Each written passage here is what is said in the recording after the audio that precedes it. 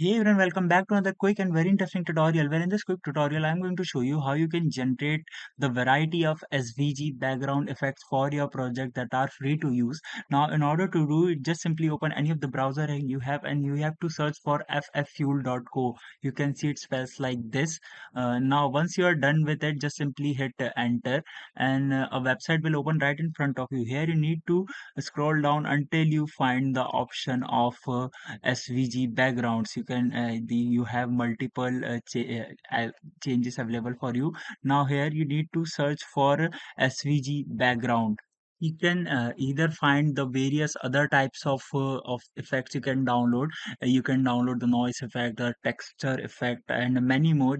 All you need to do is just simply select what you need, and once you are done with it, for example, if I search say here abstract backgrounds, and now I can customize them according to my need. All of them are free to use.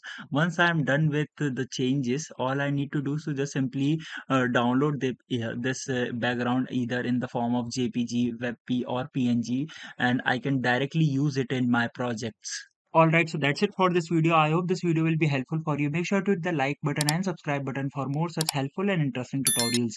See you in the next one. Take care.